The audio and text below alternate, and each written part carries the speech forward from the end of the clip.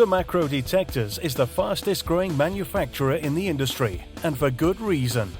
Many detectorists, including Mike Hare, call us the most innovative, but we are so much more than that. We listen to and care about our customers. We also offer a wide range of detectors to fit all of your needs. Come check out all of our products today at www.noctadetectors.com. Detectors for everyone, everywhere, a lifetime.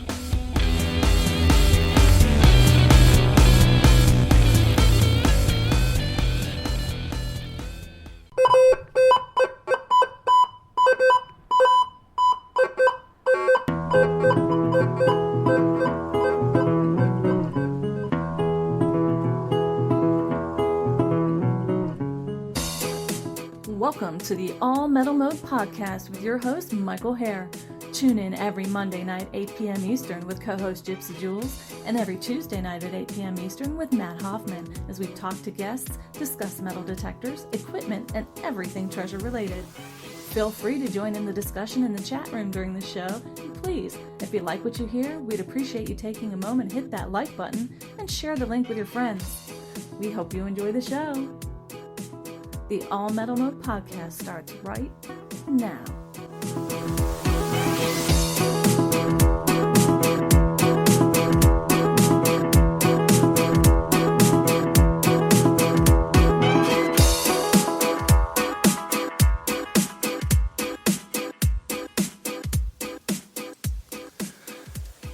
Hello, everybody. This is Mike Hare, and you're listening to the All Metal Mode podcast. Of course, this is Mike tonight. We had Matt. Matt's out with some internet issues, and of course, Gypsy is joining me. So tonight we have the Arizona Treasure Hunter, Cody Drake. Really nice guy. I've got a chance to talk to him and stuff. Really cool. If you get a chance, the Arizona Treasure Hunter Facebook group, really cool. Really cool pictures and stuff. You got to go out and see him and check him out. He posts some really cool articles and yeah. Don't forget, you can find us on Facebook at All Metal Mode as well as All Metal Mode Podcast UK. All Metal Mode is every Monday and Tuesday night at 8 p.m. Eastern Standard Time, and All Metal Mode UK is every Thursday at 8 p.m. GMT or 3 p.m. Eastern Standard Time.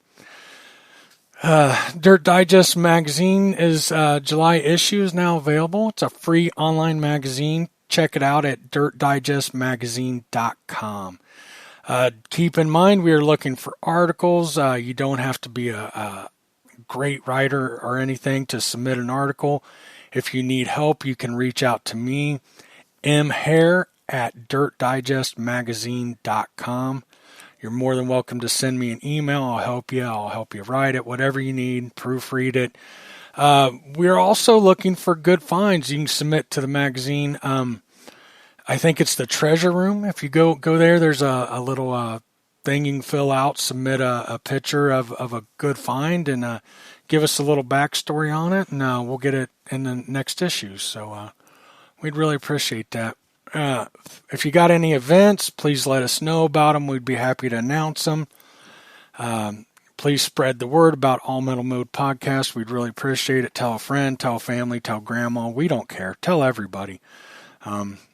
Really, we don't care. We want everybody listening. This is for everybody. Don't forget, you can find us on Spreaker.com, All Metal Mode. You can find us on iTunes, iHeartRadio, Spotify, everywhere. You can find us on YouTube. I'm trying to think, and there's some other affiliates. I'm not even sure. Well, you can find us in all kinds of places. We prefer you tune in live and join us in chat. We always have some fun conversations going on in chat.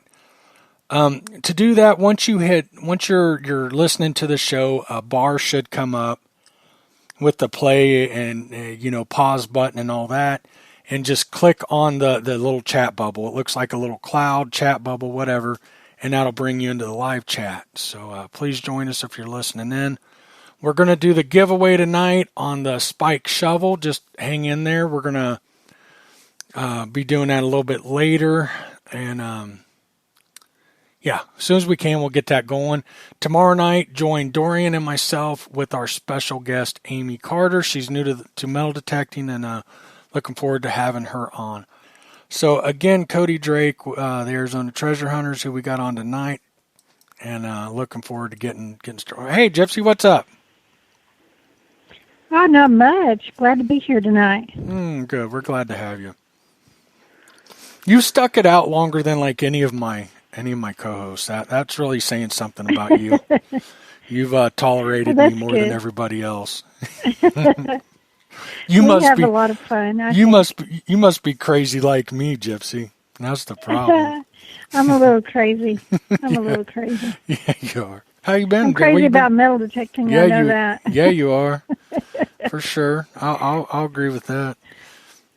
You've been getting out? I got out for a short while today, just a very short while. It was 98 degrees here, and no telling what the heat index was, but I was just dripping sweat. I mean, it was just dripping. I could see it literally dripping off my body, and I was in the shade.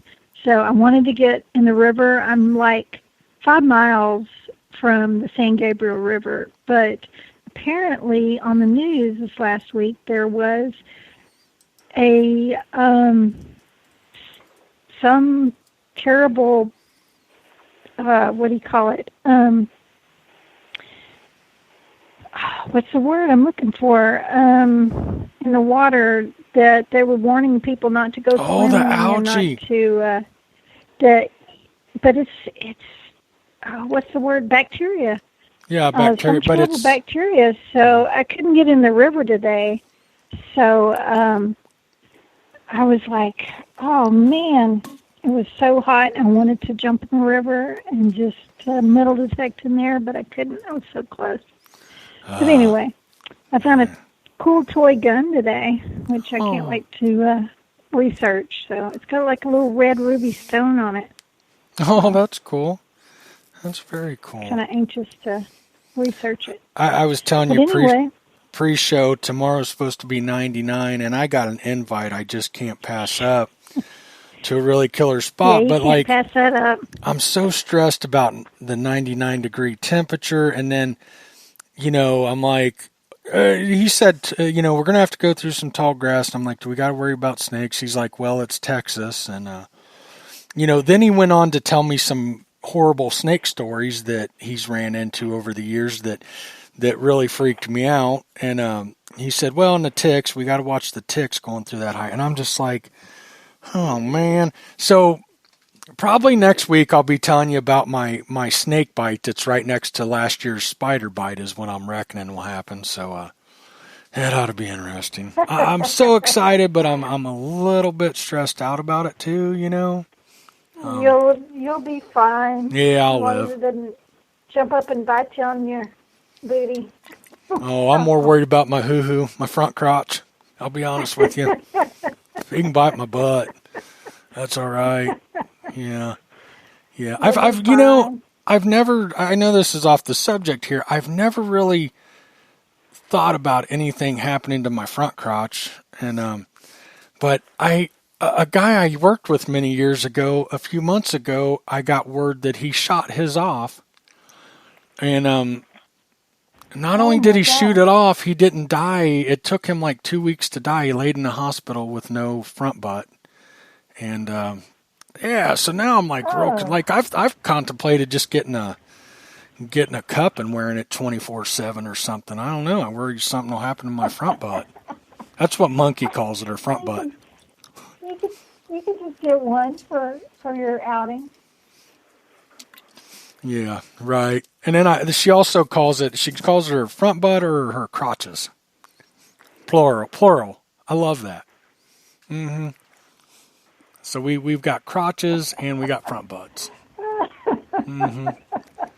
Right. Oh, God. So anyhow, that's way off the subject. Let's get going here. Don't forget we've got a contest going on since we're getting started late on the contest. If you haven't done it yet, you can go to the Dirt Digest Magazine Facebook group, put a number in, pick a number, make sure it's not been picked yet.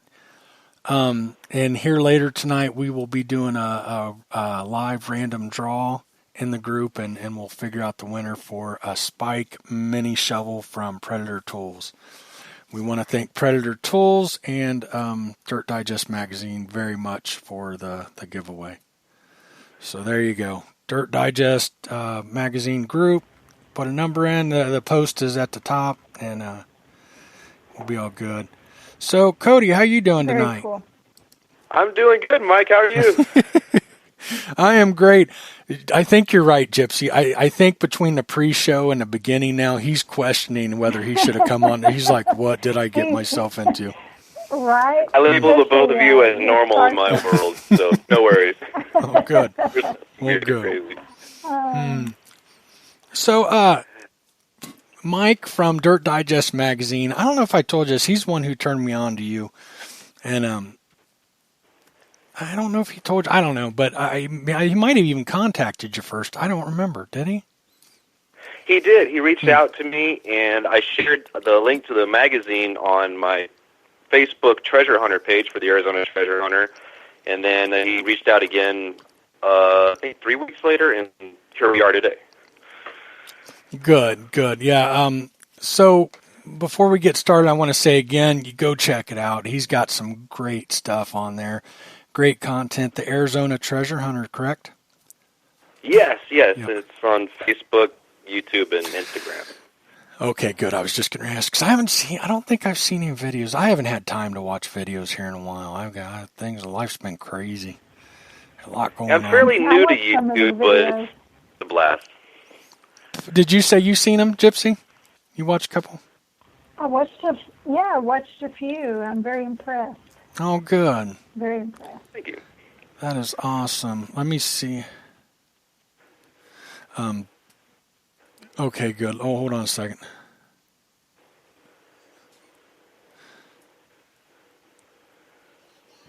Sorry. I had a text. Go ahead. I was dealing with a text for the giveaway.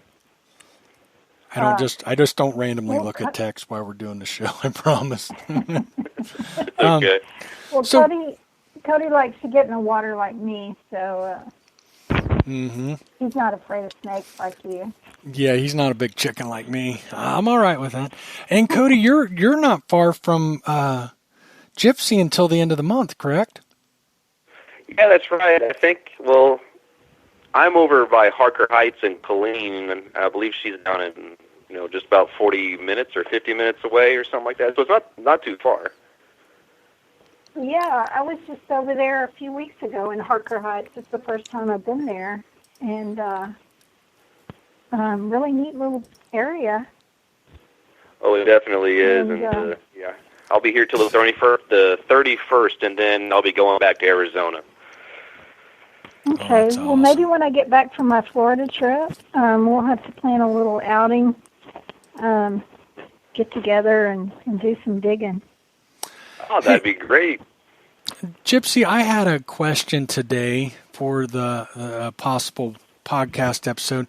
I had a guy reach out to me about the Treasure Coast and what the rules are, and he's not sure, and wondering if you knew or if we could find somebody to do a show that could talk about that. Oh, okay.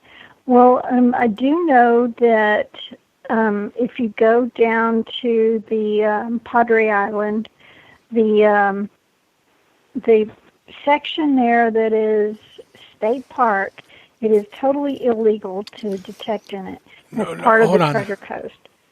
Or are you talking about Florida? Florida, I'm sorry. Okay. Well, as far as I know, there are certain areas, but most of it is pretty much open to hunt. Now, there are certain areas that have been,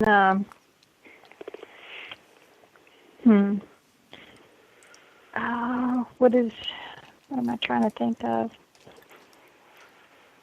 Off the coast there where, certain shipwrecks and stuff that have been claimed and, people are diving on and stuff. But other than that, can pretty much detect anywhere there. Oh, great. So, Okay, I'll pass on it the on. beaches. And maybe we can do a show later down the road. exactly what is off limits and stuff. Okay. Now I know you found some cool stuff. Have you ever found anything historic besides your awesome? What'd you find? Oh, the Roman coin in Florida. Yeah, the Roman coin. That's what I was going to say. Talking about. Other than that, it was all modern stuff. I think I found a wheat penny on the beach, and a few foreign coins, but mostly all just modern stuff. Did you have you found? But I would love to find some. Have you found any gold rings or anything? Not in Florida. I found silver, and this last time I think I found a silver bracelet, and I found a lady's Apple Watch that I was able to return to her. Oh, cool. But no gold rings. All the gold rings that I found have been in the river and have been in Galveston. So hopefully this year, since I'll be there longer, 10 days, so hopefully I'll find. Since we're partners, we haven't talked about, since we're partners on the podcast, we need to start talking about how we split all of our fines. Okay. I'm kidding. Oh, what a jerk. Okay. You sound like my friend. One of my friends, every time we go out, she's like, you know what the percentage is? It's like 80% hers and the rest is mine, and I'm like, look who's doing all the work here. Right. I love when people are like you're hunting their house and they're like, we split everything, right? And I'm like, yeah, and I always keep my trash, and I don't wear a pouch rarely. I hate stuff hanging on me or touching me. So I'll fill one pocket full of trash and the other one's my good stuff. So I'll pull out my handful of trash and chase them around until they, no, just keep it. Usually if it's somebody I know. But if like homeowners are like, here's your half. And they're like, oh, no, that's all right. Yeah, come on. I usually try to pick something I can just give them and then be done with that. So just not show them as much. Right. That sounds bad. You're horrible. I know. She said, I usually end up showing them everything I've got, and then I handed the property not all that long ago, and I found this beautiful buckle from the 1800s, and ended up handed it to the guy to show him, and he kept it. I'm like, oh man, I wanted that so bad. Oh, that stinks. But anyway. Yeah, I think we should. Let's get into. Yeah, I was about to say maybe we should get to our poor guest who's just sitting there like. Start talking to poor Cody. He's sitting there hanging in the wings. But Cody, tell us about. You're from Arizona. Tell us what part you're from. What part of Arizona you're from, and how long you've been metal detecting. Well, I was raised in Gilbert, Arizona, and then I've kind of lived in Prescott, and then now I live in the Verde Valley near Jerome and Sedona. So I'm still in this centralized area in a lot of the gold producing fields and near the Bradshaw Mountains, where I like to do a lot of metal detecting and prospecting and exploring out there. But my family moved from Texas to Arizona in 1993, and my father was already really into gold prospecting. When we arrived in Arizona, he just got religiously into it, and I was with him almost every single trip, and we were, a lot of times it was every weekend, sometimes it was 3 days a week, and we were out in Wickenburg, we were up in Prescott, we were over in Globe, Superior, south by Winkleman, Kearney, south by Tucson, Santa Rita Mountains, and we were all over the place and met a lot of old-timers, gave us a lot of tips and tricks on prospecting, and then, of course, got into metal detecting with all of that. And I didn't get full full force into metal detecting until I came to Texas.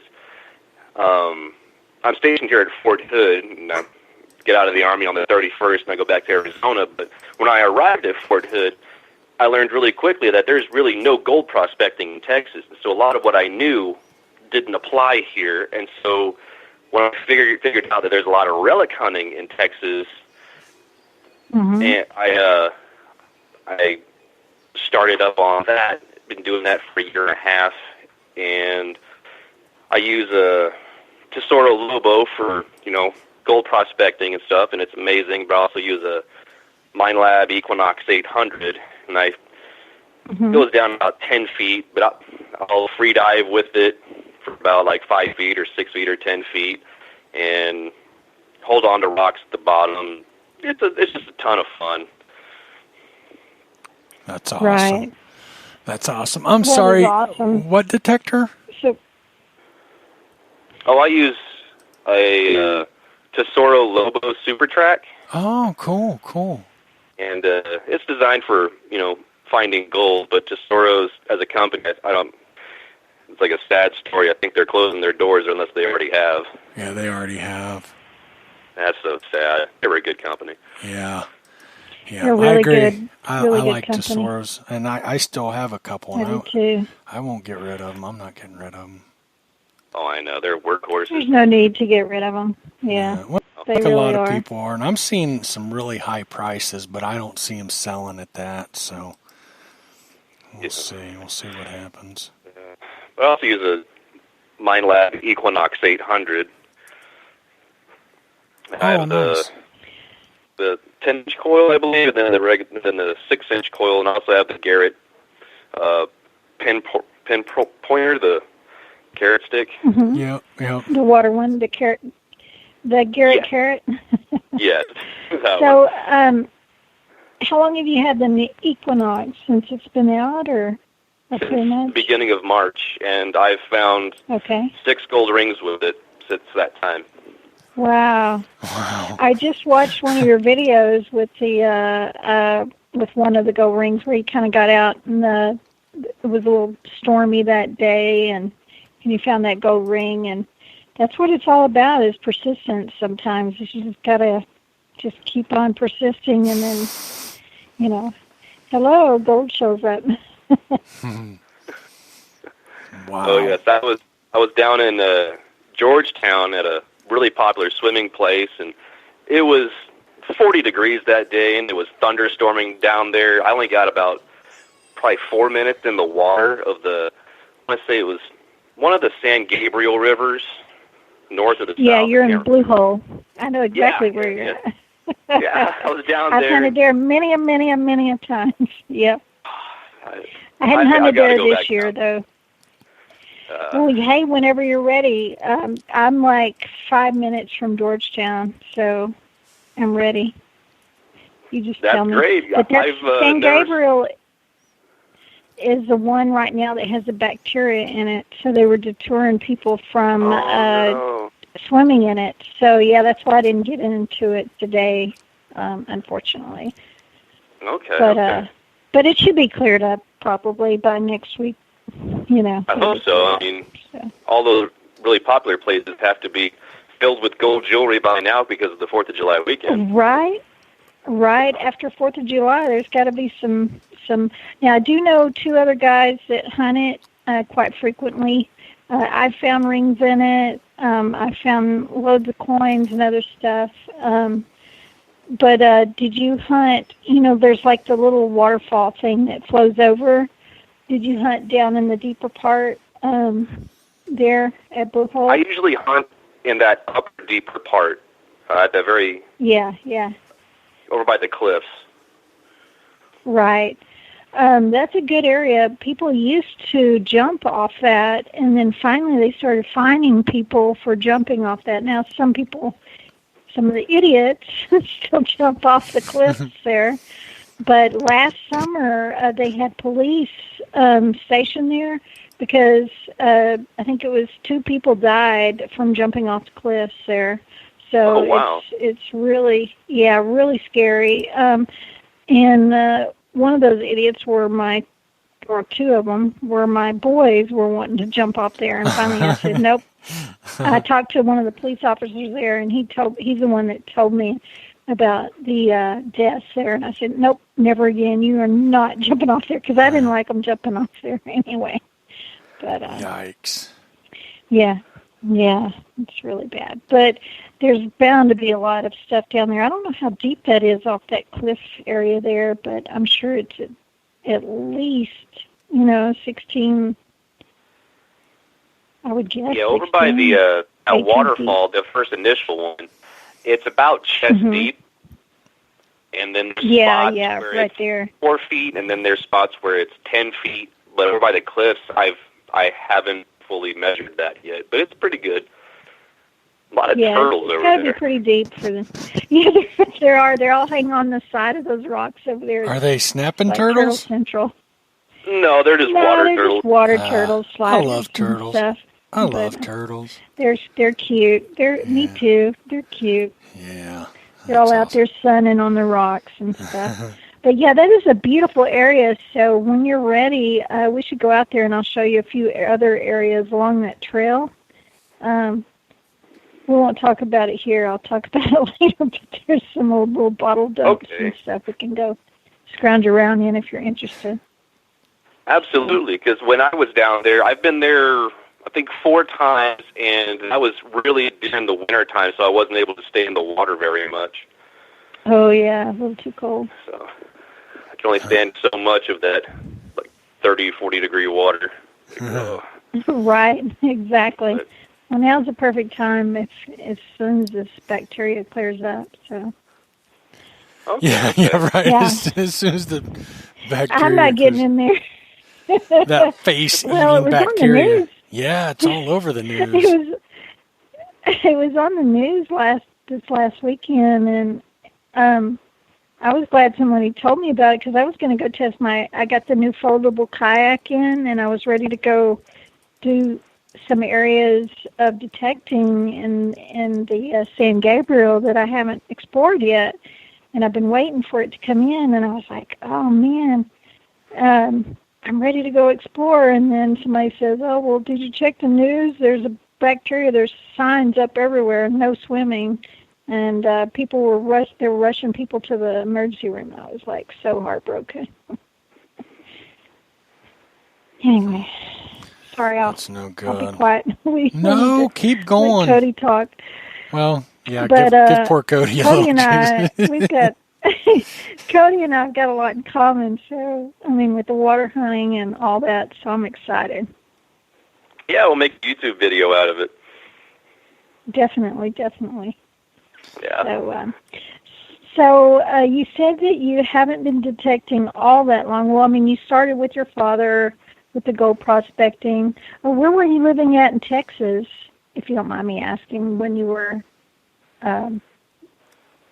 was it just where you're stationed now, or was you said something about moving back to Texas? I got really, really into it just where I'm at, where I'm stationed here. I've done it for years and years, but I didn't really do it constantly until I came here, because there's no real gold prospecting in Texas, so I can't really do all that much, like hard rock mining and gold panning and stuff. So Arizona, I found there's a lot of dozens of not even dozens, but hundreds of old prospecting mining towns, tent cities, hundreds of Spanish sites, you name it. There's tons of stuff. But here in Texas, I've really learned a new type of treasure hunting, and that turns out to be relic hunting and river hunting. So I'm learning a brand new tool of the trade, and that's mastering the metal detector. And I'm still getting used to the MineLab Equinox 800, because that's like, I call it my smart detector, because it's kind of like a smartphone. Yeah. It's like a smartphone, yeah. And there's so many different ways you can program it, and so many different things you can do with it. But it's amazing. I have a blast learning it, and it's pulled up some amazing results for me. Real quick, we've got a question. Can you detect on the military bases?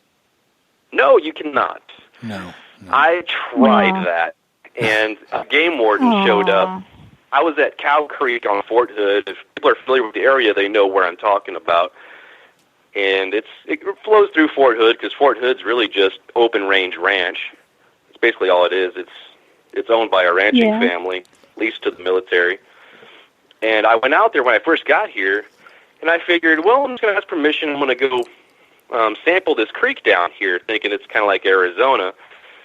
I'm not digging any holes. I'm just sampling, just with loose dirt and stuff. Well, a game warden came down there and said, "What you doing?" And he saw the gold pin. He started smiling, and he goes, "Found anything?" "No." And he goes, "Well, you got about 5 minutes before the military police get here. The rancher saw you and called the police." So, and he told me that, he told me the gas companies own the mineral rights on Fort Hood, and that digging a hole, any hole, is a felony without a permit. And so he's like, "I like you. Get out of here." I was like, "Thank you very much." And I never did anything else on Fort Hood again. Yikes. Yikes, that's So. scary. Well, hold on, another thing real quick. We're going to give it 10 minutes. If you are listening and you want in on this Predator Tool Spike giveaway, go to Dirt Digest Magazine Facebook group, and at the top you'll see it. Post a number between, I think, 1 and 1,000. Make sure you don't post a number that's already been there. And here in like 10 minutes, we're going to shut it down, and then we're going to do the drawing. So you need to do that now if you want to get in on that. And so we're going to shut it down in like 10 minutes. So you got till 7:42, and then we're done, all in. So get out there and do that. So I'd like to talk a little bit. I know it's not Gypsy's thing. Well, it's not mine either, but I'd love to get into some of the prospecting. Because Arizona's really good for that, correct? Oh, yes, absolutely. So, like, what have you found? Like, tell me about prospecting in Arizona, if you don't mind. There's a lot of answers I could give you for that. I would love that.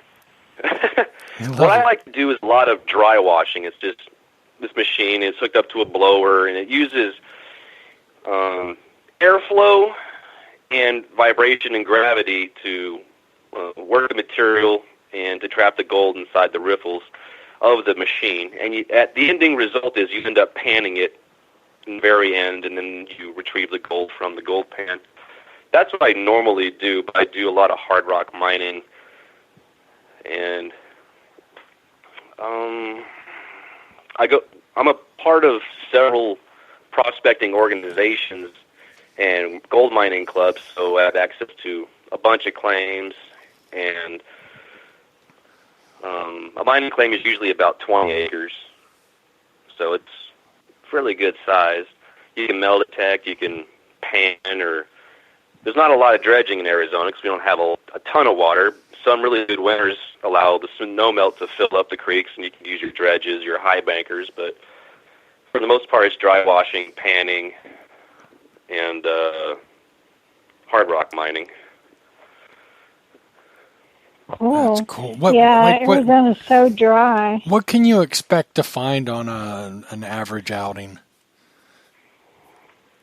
An average outing? Yeah. For what I do, I'll go out. I do a lot of day trips, obviously. We all do. But if I go to a site where I know that there's a lot of really good producing gold, I'll stay out there for 5 or 10 days. And there's a lot of flour gold that you'll find gold panning, and then there's gold nuggets. You'll find silver nuggets. You'll find platinum nuggets. You'll find a lot of... Count me in. Me and Gypsy are packing up with you at the end of the month to go. Yeah. Do you got room when you go back? Nuggets. Do you got room? Oh, yeah. Yeah. And, you'll find a lot of bullets. He's not answering me, Gypsy.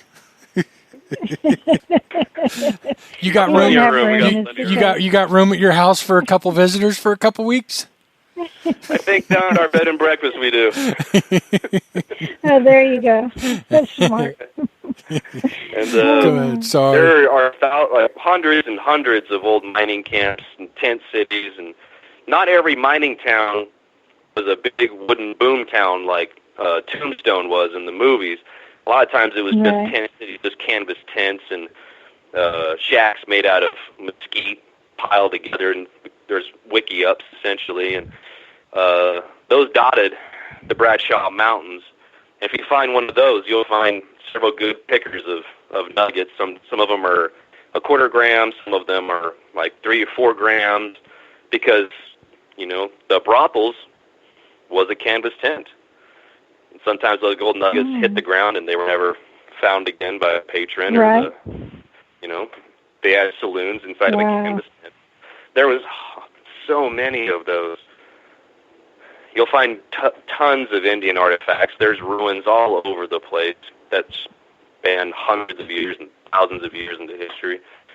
The whole place is just riddled with history. You can't go anywhere in the Bradshaw Mountains or the Superstition Mountains, the Four Peaks area, without running into mineralization and Arizona's history. And a lot of people don't know Arizona was a very bloody place to live up until about 130 years ago. Yeah. So what about hot rocks? Hot rocks are pretty plentiful there. Hot rocks are all over the place. They are. That was one thing with my Tesoro Lobo. A lot of places are heavily mineralized, and so the hot rock, eventually you get to understand the tone of the hot rocks, but sometimes some people get the signal of the hot rocks and they move on, but they don't detect under where that hot rock was, and a lot of people find nuggets that way. That's a smart idea. Yeah, when I was in Arizona, I encountered quite a few hot rocks, and I learned very quickly with my Macs, how to tell the difference between a hot rock and stuff. But I didn't think about, moving some of those hot rocks. Well, I picked up a few just to test them, But that's very interesting, yeah. And also, on the hot rock subject, a lot of people will believe that they found a hot rock, they'll kick the rock aside, and it ends up being a meteorite. Oh, very cool. So meteorites out there, too. Oh, yes. All you need is a magnet. You could just magnet. That's what I was just about to suggest is, just have a magnet there to test it, and boy. Oh, yeah. If you go to a site, all you need is a gold pan or a dry washer. Most of the time, the arid desert, everything's bone dry, but just a dry washer, a metal detector, and if you got a magnet, you could just hunt for meteorites because they're all over the desert. Wow. A lot of people will metal detect those and think it's a hot rock, then just kick it aside. I'm sure I've done that over 100 times too, but you've learned now. Now you know what to look for. I have learned, yes. That's awesome. Oh, love it. Yeah, I'm wanting to get back to Arizona again and do some metal detecting. I've only been there once, went to Sedona, and just kind of detected down by one of the little creeks or rivers or whatever it was, and some local, like a local park and stuff. But I really want to get back. It was just gorgeous there. Oh, it is. Oh, beautiful. It is gorgeous. We have some amazing sunsets, that's for sure. Mm-hmm. And with the prospecting, a lot of the creeks, in central Arizona, people do go up with metal detectors, and they'll get the gram nuggets and the 2 gram nuggets and stuff, but they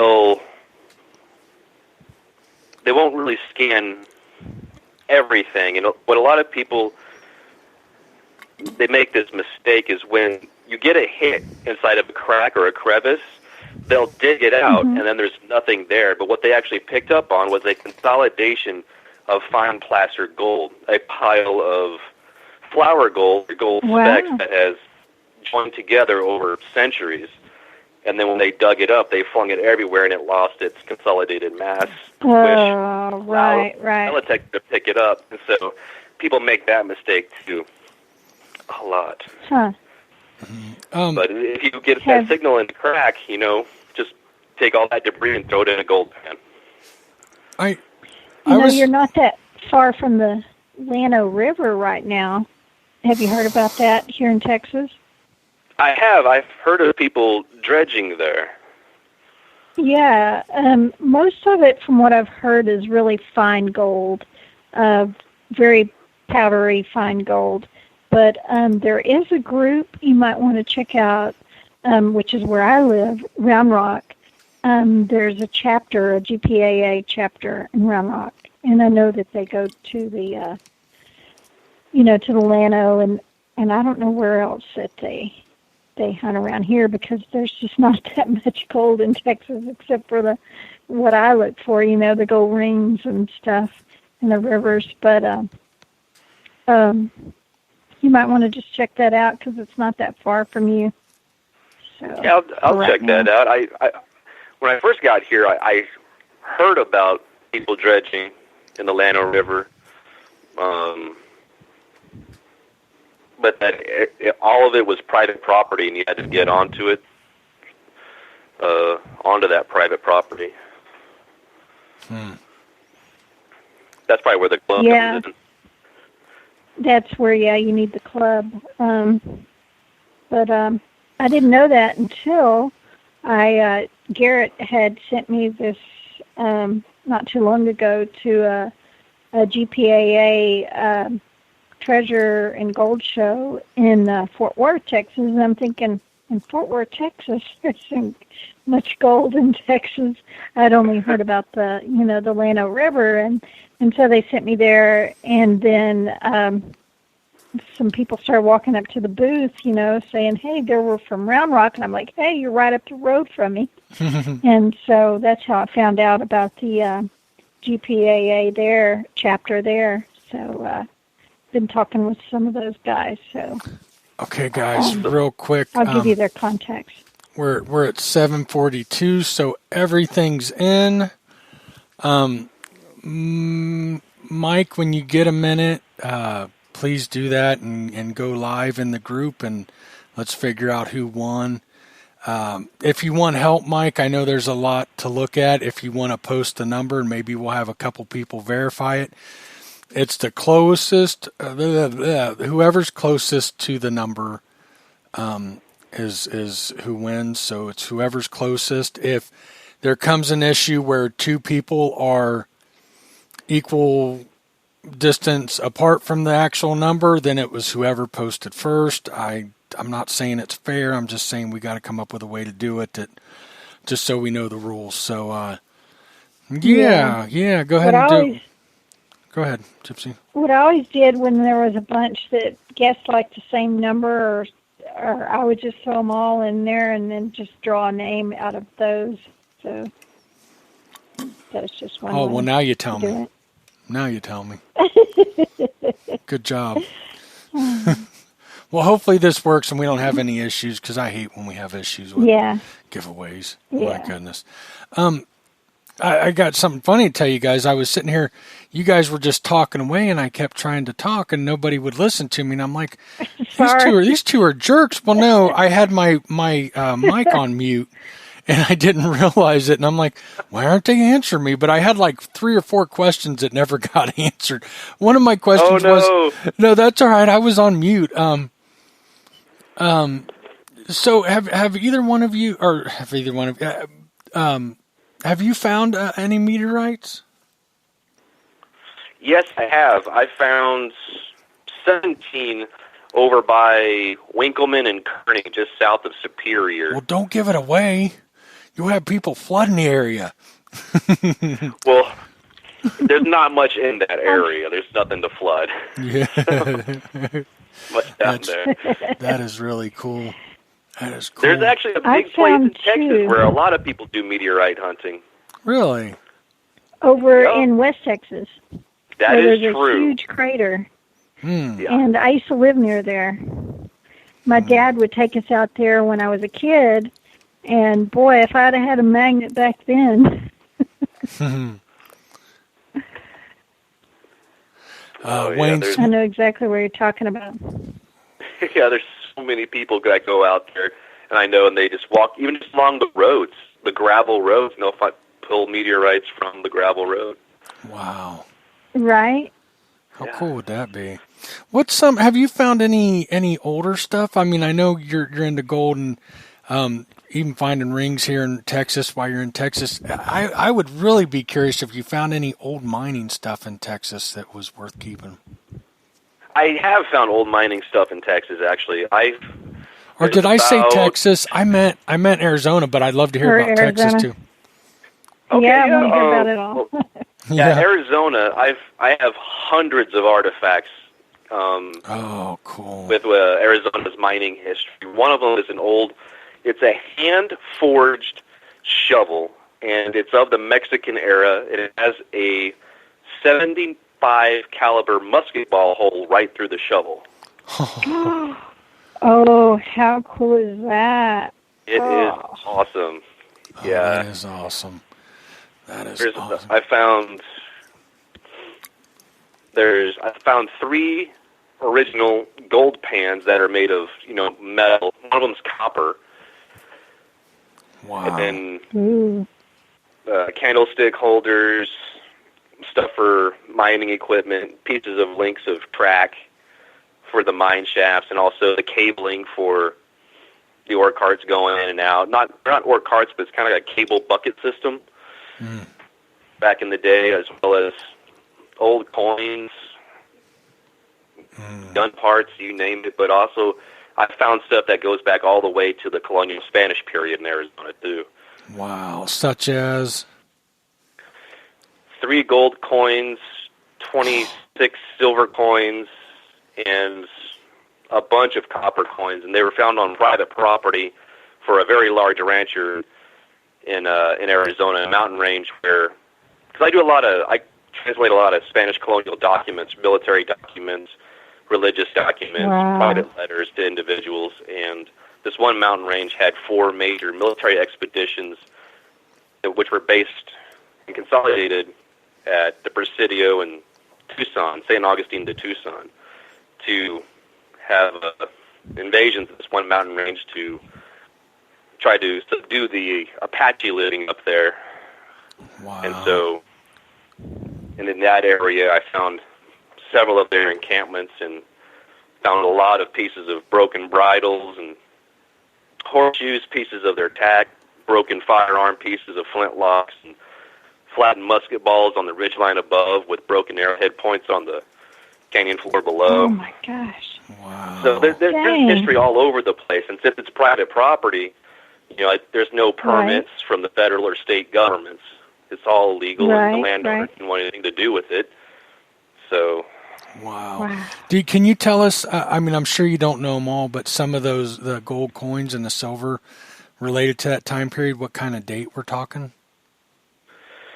The earliest silver coin that I have from that, I believe, is 1720.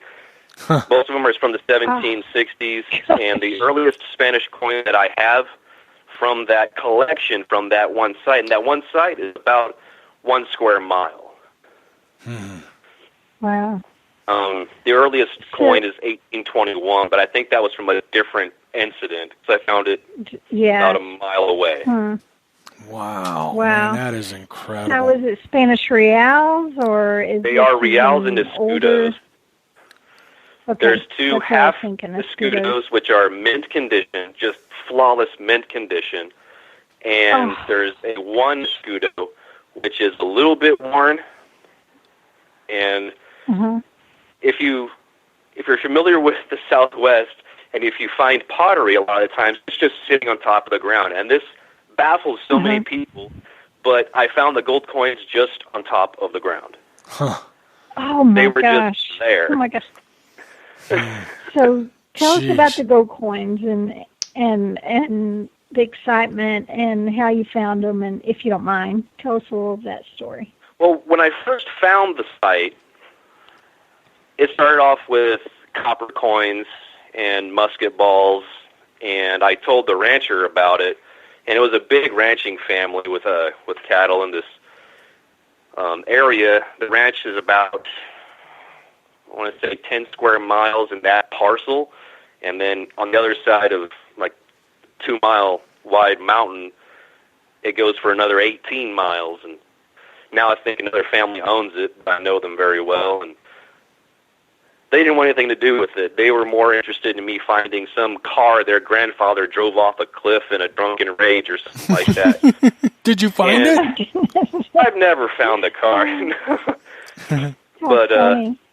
But there's evidence of Spanish silver mining out in that area, and there's dozens of Indian ruins up in that area as well. But you can see where the Spanish encamped next to the mining areas. They built these small rock walls. They're about feet wide and just about 2.5 feet tall, just enough for someone with a musket or something to kneel behind and stand on watch to guard the camp during the night. But the gold coins, the 2 half escudos, are mint condition. The 1 escudo is a little bit worn. And most of the coins were found in a direct line. They started off in a flat. This is including the silver coins. The gold coins were together in about, I'd say, a 100 square foot area.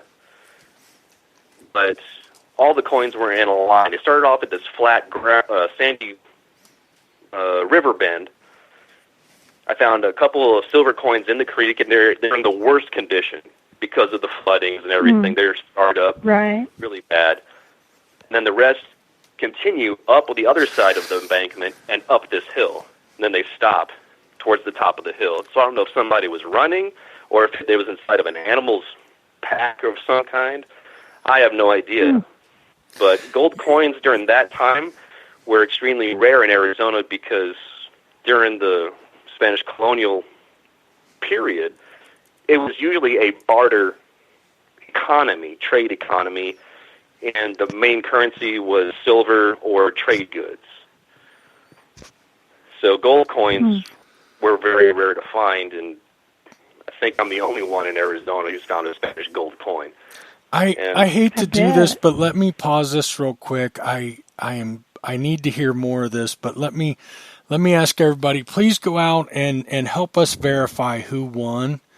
I would really appreciate it. And just to verify, I'm sure Mike will come up with it, but just verify so we don't have any issues of who the winner is. Appreciate it, guys.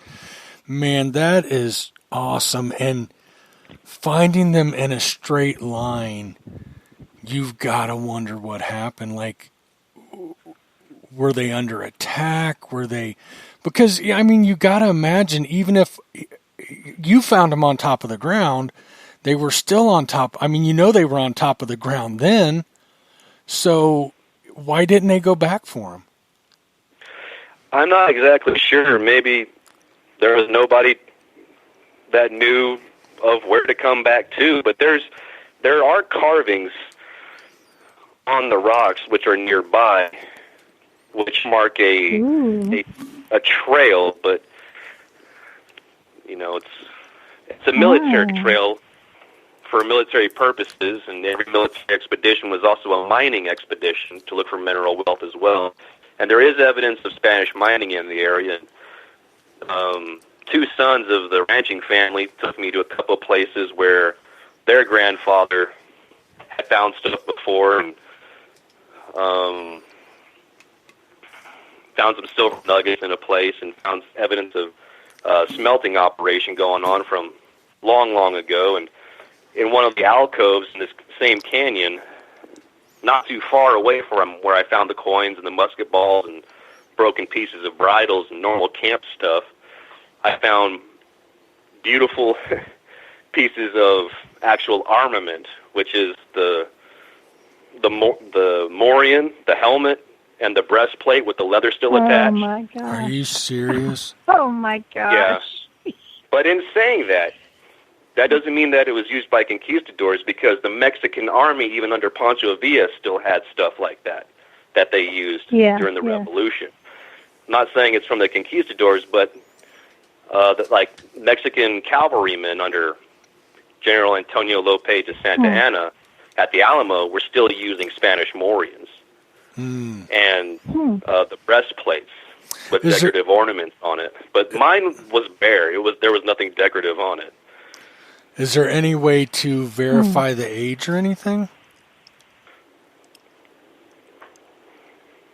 I'm sure there is. I don't have it in my possession anymore, though. Oh, I gotcha. But there's tons of stuff out there, and when I come home, one of Arizona's largest counties archaeologists, the archaeologist for this county, is going out there with me and to look at the sites and everything so we can get an archaeological project on it before any more people were to start metal detecting out there and finding stuff. Oh, wow. That is too cool, man. Is the archaeologist a pretty good person? Absolutely. It's one of Arizona's leading archaeologists. Good. That's good. Oh, wow. Do you have any pictures of any of it? Oh, yeah. I've got tons of pictures. I didn't see any of that in your group. Is there any way we could get you to repost them? Absolutely. I'll post. Yeah, I'll take a picture tonight, and then I'll post it in the morning. That would be awesome. If you can tag me, and I'd like to. Well, I don't know if I'd be able to tag people. Everybody, you're going to want to go check this out. His group is already awesome. He already posts some great stuff, but my goodness, who doesn't want to see that stuff? Is it posted there? Could I just scroll down far enough? I don't want to put a bunch of work on you. I think what's the name of the group again? It's the Arizona Treasure Hunter on Facebook. Okay. And same as YouTube, right? Yes, yeah, same as YouTube and Instagram. It's all the Arizona Treasure Hunter. But every Friday I post a lost treasure story of a mine or a massacre or some lost hidden wealth in Arizona's past. And then I post links to treasures that are being found across the United States and then my finds throughout the weeks. That is cool. But the coins I posted, I think it was a year ago, but I'll repost it tomorrow morning for you guys, and I'll tag you in there. I would love that. Awesome. That is amazing that you found that stuff. That's incredible. I think the Southwest, that's everybody's dream, is to find something dating back, to the conquistadors and stuff. And how incredible, man! That is just unbelievable. Yeah. I am on there now. I am scrolling down. I don't care if it takes me a week. I got to see them now. I'm trying to get on there right now. It's not loading. But, Cody, so the San Gabriel River was, before it was called the San Gabriel, was the Xavier River, which was named by the conquistadors that traveled through there. And there's some old Spanish missions, and I know the general area. So if you're wanting a kayak adventure, you and I could go for a kayak adventure. I can't get Mike to go with me because of snakes. So. Snakes. Okay, well, yeah, absolutely. I don't have a kayak, sadly, but... Well, I can help you out there. So, awesome, then. Yeah. I'll bring my snorkel gear, and we're good. All right. Hey, something... Also in the Southwest, I found crossbow bolts from conquistadors' crossbow bolts, which date back to the 1500s. Oh, man. Holy cow. Oh, my gosh. It's a lot easier to find stuff if you know what it is you're looking for. Right. But a lot of it is just, like Gypsy said, it's just determination. You just got to keep going out there. Yeah. Hey, Cody, a couple things here real quick. Number one, I just got to warn you. Gypsy is a pretty small lady. Don't underestimate her. You find something good, and she will work you over. I'm telling you. I watch your back with her. She's, you know what they say, dynamite comes in small packages, and you using her kayak, she'll dump you and take your finds and your detector equipment. I wouldn't put it past her. I'm just come saying, up with 5 gold rings, and I find a kayak ore to my face. Yeah, exactly. That's what I was getting at. Just be careful. That's all I'm saying. She comes across really sweet, but I'm waiting for her to just snap one day. I'm waiting on, because she's too sweet. She's too sweet. Too nice. I got to say something. I've been through your group, and you have some amazing stuff. But man, the picture of you laying in that little, I think it's just like a little. It looks like you're surrounded by rock, and there's a little pool of water, and it's like your shoes and your pistol and a knife on your belt. Dude, I love that picture. I mean, that is. I'm glad you do. That's the valley where I find a lot of the old Spanish stuff. And that day it had to have been about 116 degrees. Oh. And I was probably out there for already like 5 or 6 days or something like that. And it's all spring fed. Those creeks are all spring fed. So it's all, 60 degree water. That in picture, 116 degree weather. It's just great. That picture, dude, if you blew that up and framed it, I would buy that. I'm serious. That's how cool that picture is. I love that picture. I think you need to get it blown up, and that should be like in an art gallery, man. I swear, that picture is so cool. So cool to me.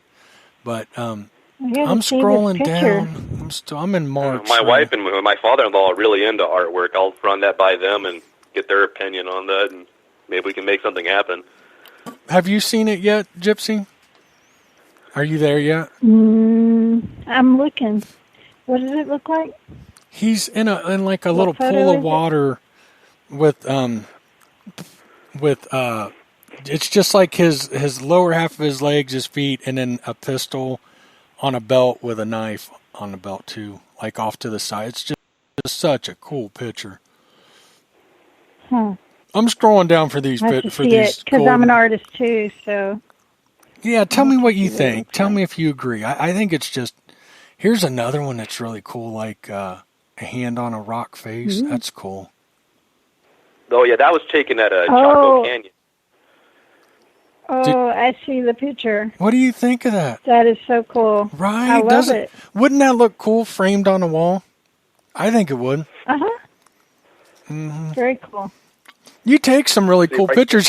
Here's one of you in the desert. It's like you're taking a selfie from. That's a good picture. That's a good picture of you. You got a little beard going and you got a little do-rag on your head. That's a good picture, man.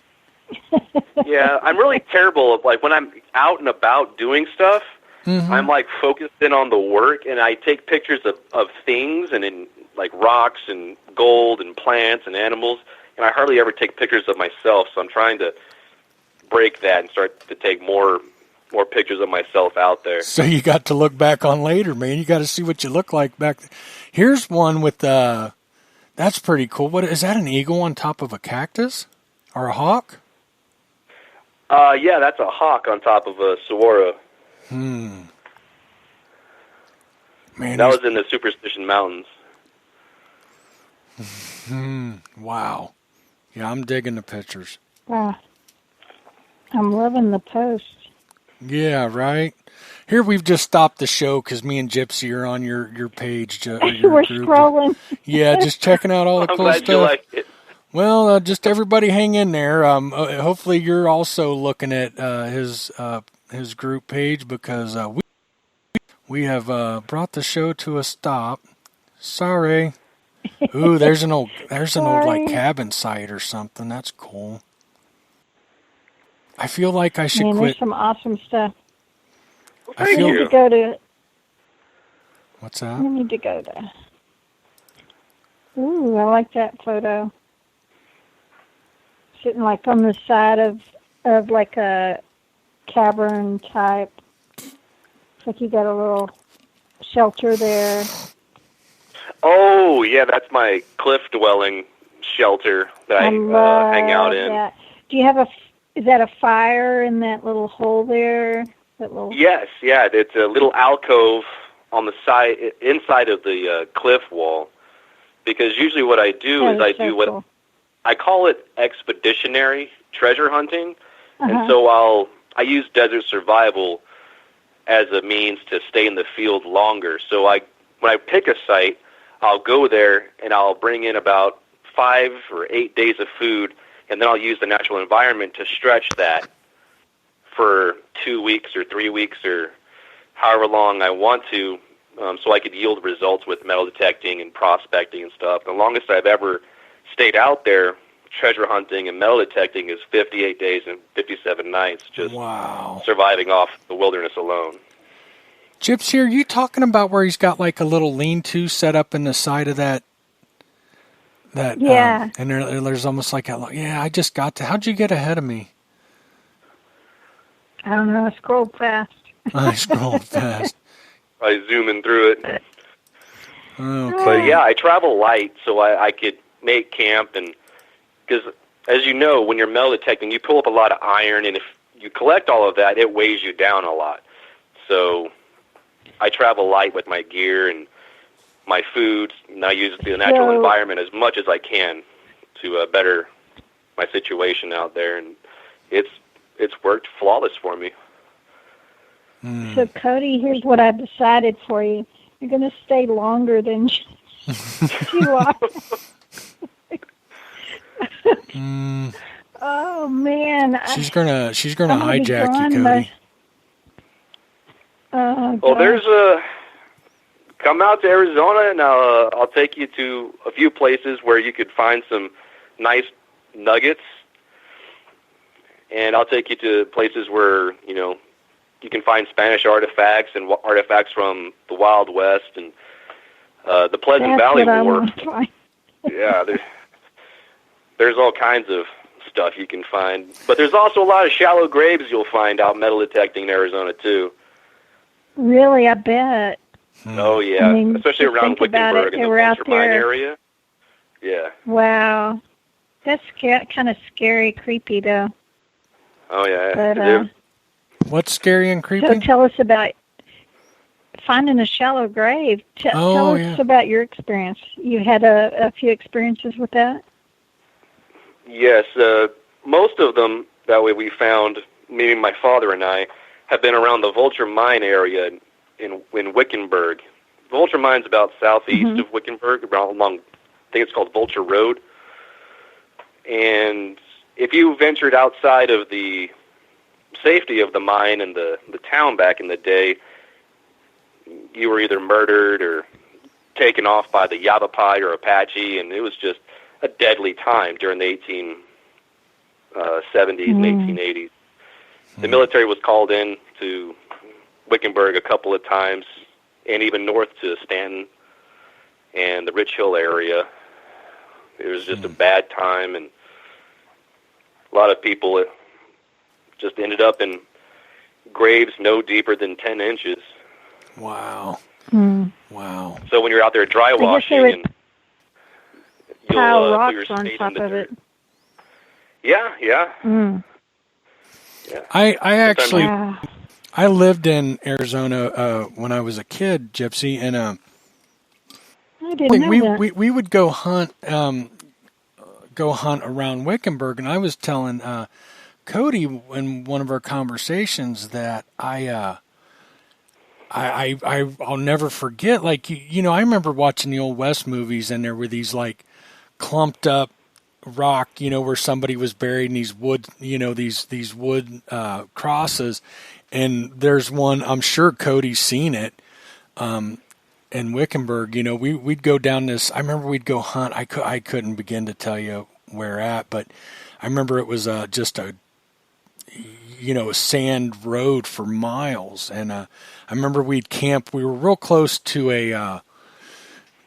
an old gold mine, but I remember on the left hand side as you were going down that there was one of those cemeteries like that. And I even as a little kid I just thought it was the movies, but it was just like that. It was really really strange to me even as a kid. But yeah.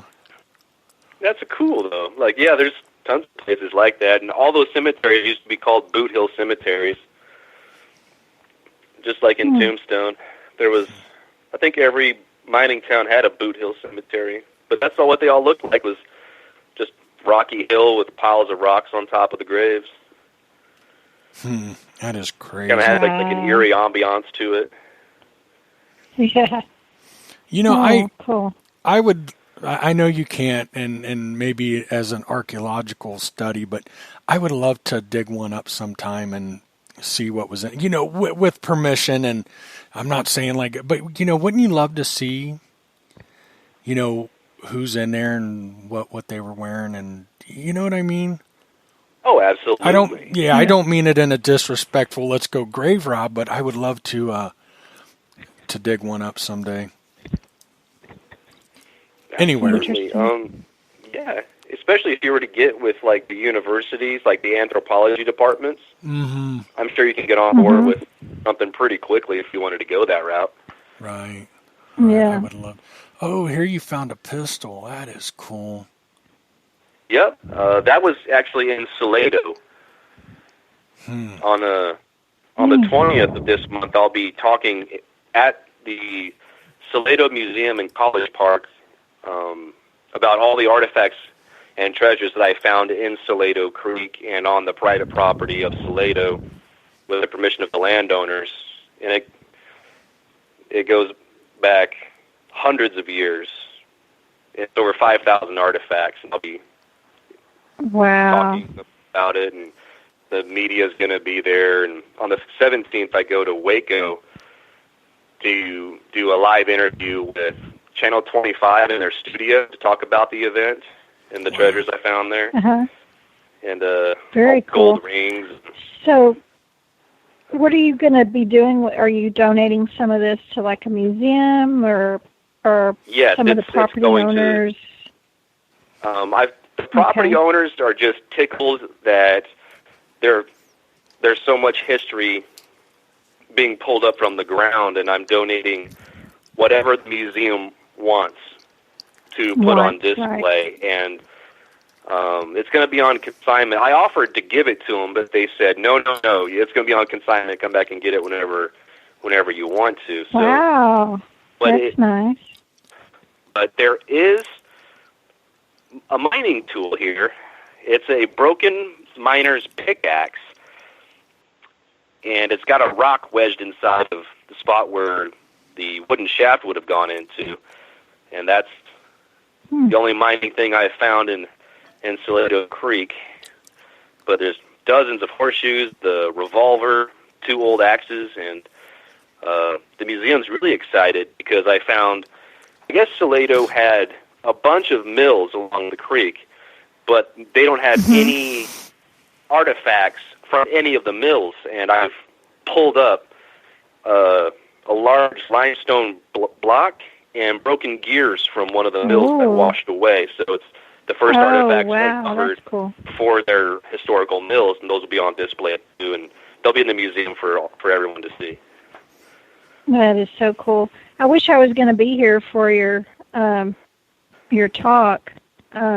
Be sure and record it. And you said the news was going to do something on the 17th too, but be sure if you can get somebody to record it for you. Absolutely. I would love to see that and hear more about that, your adventures on Salado Creek, because that's not far from me. And I'll be in Florida, but I would love to hear more about all that. I hope you find a bunch of Spanish treasure when you're down there. That would be awesome. Hey, Cody, she found a Roman coin on the beach, though, and I don't know if that is any interest to you, but I know I'm really, we understand completely. It could be a coincidence. It could be something that was brought over, but as she was talking to people down there, there's local stories of people finding even little hordes of them on the beach and stuff. And I am all about out of place archaeology, and so I find that really interesting. But to find one on the beach, it could have definitely, it could have come over in the last 20 years, got displaced through a storm or whatever, but it is interesting to wonder and speculate, especially, wasn't it like it was where the bridge goes from Treasure Island over underneath that little canal that goes into the bay area there. And I was under the bridge detecting in the wet sand there, and I got a signal, and I thought, what is this at first? And it looked possibly like a foreign coin, but it was so thick. I was like this.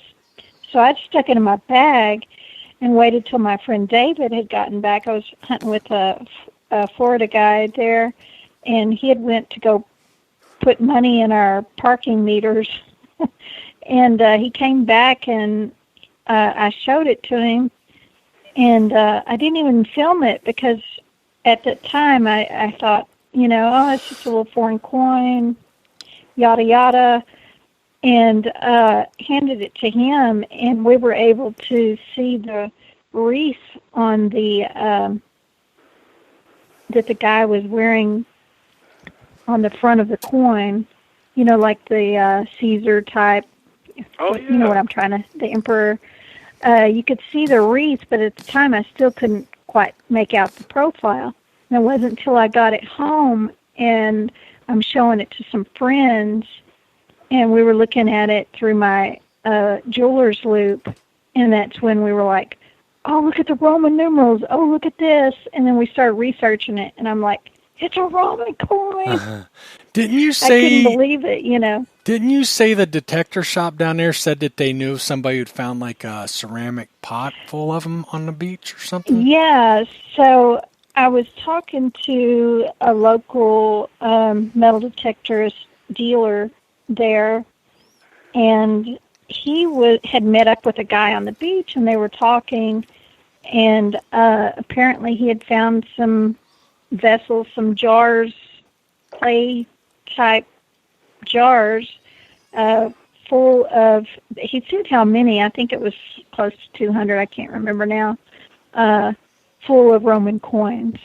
Yeah, and then not long after I'd gotten back, there was a story of a guy not far from where I found that one that had found 4 Roman coins.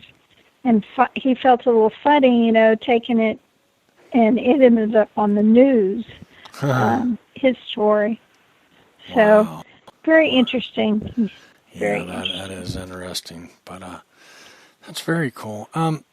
Cody, I got a question. Has your military background helped you to, did your training provide you, is that how you can go out for weeks at a time in the harsh desert landscape and do good? Is that training, or is that from doing it with your dad all the years, or because I don't know many people who would want to do that. I don't know many people who want to do that either. But yeah, I would be down. I think I'm too old for it now, but yeah, a few years back I would have been down. I'll do it. Right, Gypsy's like, I'll do it. I'll do it. Yeah, my long stretch of 58 days and 57 nights was, in the very beginning, me finding a lot of the old Spanish stuff, because when we go out metal detecting and prospecting and you find maybe a gram of gold, that's a great day. If you find a gold ring metal detecting, that's a fantastic day. But if you find a silver coin, and then you find 3 more, and then you find 5 copper coins, and then you find a musket ball, and then broken bridles, and then you find 5 more silver coins, you don't really want to go home at that point. Yeah, right. Right. So I stayed out there for another I wouldn't day. be going home. Yeah, I didn't. I'd be I didn't camping go out. home. And Good for you. on the 58th day, I was eating a little bit of, I make hardtack, it's like shit biscuit and stuff. It's flour, water, and salt, and it's well preserved and everything. And I'm, eating scorpions out there and everything, and I couldn't stand it anymore. I had to have ice cream. Yeah, ice cream was what brought me back. So I drove the 20 miles into town, or 25 miles, and I got some ice cream. Cody, we got to talk, because I hope your wife's not listening, because you were supposed to, even if it was ice cream, you were supposed to say, I just couldn't stand to be away from my wife any longer. Either I need to talk to you and and explain some things to you, or you need to explain to me how you get away with it, because my wife would murder me. Well, the only way I got away with it was because that was before I met my wife. Oh, okay, good answer. Good answer. There we go. Extremely supportive with me treasure hunting and being out there and everything, but I don't know if I could survive 58 days. Okay, thank goodness. Okay, I'm glad to hear that, because my wife would murder me. I mean, we'd be on the podcast. In the doghouse? Yeah, if I said something like that, you'd just hear a gunshot and the show would go gone, would be gone.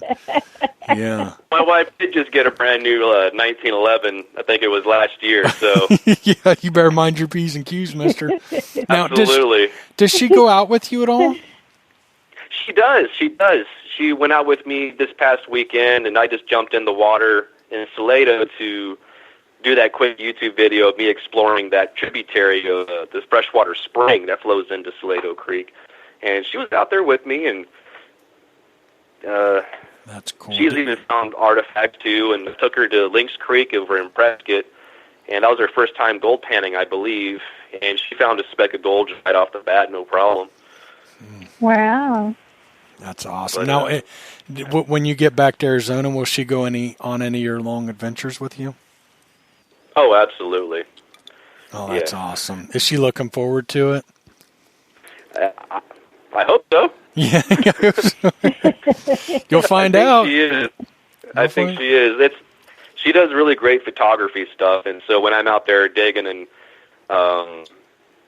getting dirty and crevicing and on my hands and knees panning for gold and stuff, she'll be out there taking photos and stuff. Awesome. Her family's really big in photography, and it's a really large ranching family too. So, that's neat. It's a lot of fun. Yeah, that's great. My Facebook has frozen, and the last post is August of 2018, and I have yet to see those. So I'm a little bit frustrated here, but I am getting off of Facebook because I've looked enough. I'll look later. Here, I'll text them to you right now. Oh man, that'd be awesome. That would be awesome. Yeah. But to go back on the question you asked earlier about my military experience, it undoubtedly has been invaluable. Okay. It when I was active duty infantry for 3 years and 16 weeks, and the one thing I learned being infantry, and if there's any 11 Bravos out there, is you learn how to suffer. You learn how to suffer through pain and misery, through road marches with 60 pounds of gear on your back, plus your IOTV, your plates, all of that, and you keep the momentum of the march. You learn how to be miserable in the heat, be miserable in the cold, and that experience alone has been invaluable with treasure hunting and prospecting. It's allowed me to stay in the field longer, endure a lot more pain smartly, being safe, and always making sure I come home, but it's allowed me to be a lot more resilient out there. I gain a lot of results from that as well. That is awesome. Mike said, thank you for your service. I think, we're going on an hour and a half here. I would love to have you back again, Cody. You've been just... We definitely got to have him back. Yeah, and absolutely. But we're getting in an hour and a half here, and I'm sure everybody's getting tired. To the listeners, if you have any questions for Cody, now's the time.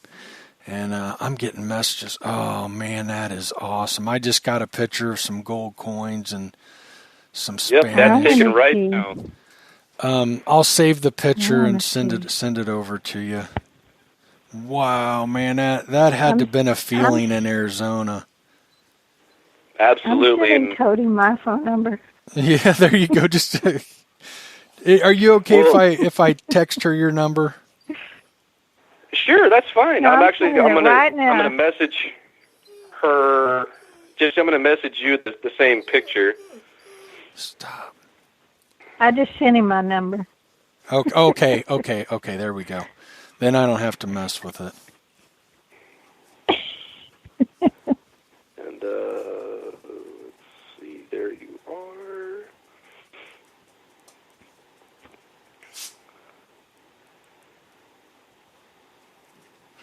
Yeah. Let me see. But yeah, those are the 3 gold coins, and then those are some of the silver coins that I could pull out just quickly. Man, that is incredible. Again, if you got any questions for Cody, let's get them in, and we'll wrap the show up. Everybody right now is just saying thank you for your service, and that's awesome. I agree. Oh, thank you, guys.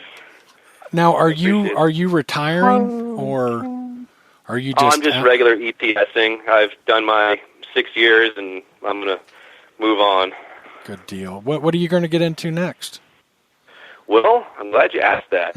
I just wrote a book about treasure hunting in Arizona. It's about Arizona's lost treasure stories, and that's completed, and it's going to be coming out this fall. And also, I'm going to be working very soon with the Discovery Channel on a treasure hunting show. Oh, man, how awesome is that? Awesome. Hey, keep us posted, and we'll be happy to announce everything, get you back on the show, help you promote your book. Anything we can do, we would be more than happy. Absolutely. I would enjoy that. Yeah, that would be great. We'd be more than happy to. I'm actually working on my first book. I've got about 2 chapters left, and then my first book will be done too. Awesome. Maybe we could collaborate a little bit. Oh, I'd love to. Yeah, absolutely. But let me see. I'm sorry. I had this at the very beginning. I had a question. What was the TV interview Cody did when he was young? What was that about? Hope they didn't see those nerdy pictures of that interview. I did. With those huge glasses. Yeah, oh, man. You're still a handsome little guy. It's all good. Oh, thanks. Just what was that about? me. What was you being interviewed for? Was that metal detecting related? No, that was actually, my father and I... Or I'm sorry, you weren't metal detecting back then. Go ahead. No, that was for a paleontology dig in Arizona. I was actually interviewed twice on Fox News that summer for my work on that dig. Oh, wow. Very cool. That probably just ruined the question for your fans, though. Why? What do you mean? mean? Because I just told you what it was about, and you already asked. Never mind. No, we're good. Okay. Wayne said it would take him years just to do his first paragraph. Yeah, Wayne's in Colorado, and he's a big prospector. He prospects a lot in Colorado. And he used to live in Arizona. Yeah, he did. Well. I forgot about. Hey, what about? Have you ever met or talked to Steve Hirschbeck? No, I don't think I know Steve. Steve is he grew up in Alaska, and he's been a prospector detectorist forever. Very well respected, nice guy. Think the world of him, but he's in Arizona now. Might be somebody you'd want to look up. I know he does a lot of testing for the manufacturers, metal detector manufacturers and stuff. I know he's found some big nuggets in Alaska and stuff. Him and his friend, and we actually did a podcast episode with him. I'd like to get him on again. Him and a friend started an outdoor business, or outdoor, like an outfitter up in Alaska, and it turned into a huge thing. And he retired a few years ago. They let the workers buy him out, and he moved to Arizona, and he's very well respected in the metal detecting community. Very straight shooter. He tells it how it is. I've seen articles where I'll tell you, he's a fantastic writer, and he probably doesn't get enough credit for that. He has a way about him, even if something is wrong with the detector. He has a real way to explain it without putting them down, or you know what I mean? But he's very straightforward, very honest with his reviews and stuff, and just a neat guy. Matter of fact, let me look it up, and I really think he might be somebody you'd want to reach out to. Okay, yeah, I'd like that. I can't That'd be remember the great. name of the forum off the top of my head, but yeah, he's got a real neat detector prospector forum, I think is what. Yeah, detector prospector forum, and he's got articles there and stuff. I need to hook you two up. I think, if you're interested, you might be one of them guys that likes to hunt alone and most part, but he might be somebody really, really neat to at least talk to. Gold, then, yeah, if he's actually finding gold, then I'd love to go out there with him. Yeah, he is. I mean, I know it's hard. I mean, he's got PI detectors and everything. That guy's got it all, and he's Nice. probably one of the most knowledgeable guys in the metal detecting world you'd meet, I think. I mean, he's very knowledgeable with equipment and detectors and everything. So yeah, we'll stay in touch, and we'll get you back on. We'll keep in touch with us, and we'll help promote anything and everything, buddy. I've had so much fun having you on. Oh, thank you so much for having me on. I had a blast. I'd love to come back. Yeah, I'm looking to make I'm sure. ready to hear more about your book too. I'm excited about that. Yeah, absolutely. So, Me too. And keep us updated on the TV show for sure. And when you have time, reach out to me, give me a call or something. There is something I'd like to tell you, share a little information with you that might help as well. Absolutely. So, yeah, keep in touch, and thank you so much, Cody, for coming on. It was a little bit weird tonight doing the giveaway and stuff too, and I apologize for that. But man, great fun and absolutely fantastic guest, and keep in touch. Oh, absolutely. Thank you. And I had a great time. I hope to come back on again, and it's great talking with you and Gypsy. Absolutely. Same here. I had so much fun, man, and we'll do it again. I promise. Awesome. Thank you. All right. Good night. Thanks, Cody. We'll talk All right, to you Gypsy. soon. Good night, guys. Good night, Mike. I'm chatting with Cody already. All right, there you have it, guys. I hope you enjoyed it. What a wonderful guest. I mean, I knew it would be a good show talking to him. I mean, he's just a great guy, but man, I didn't know that he was so into history in Arizona. And I mean, honestly, I've never heard of anybody finding history out there like he has. And how amazing is that? Before we go, we'd like to give a shout out to our friends of the podcast. We Dig the Civil War headquarters on Facebook. Zero Discrimination on Facebook and on YouTube. Of course, Girls Rock Metal Detecting, same thing on Facebook and YouTube. Ohio Relic Hunting Facebook group, love that group. Dirt Pirates Detecting, and definitely check out Cody, the Arizona Treasure Hunter. You can find him, I think, on, he said, Instagram, YouTube, and Facebook. Thank you all for tuning in. I had a great time. I hope you did too, and we'll talk soon.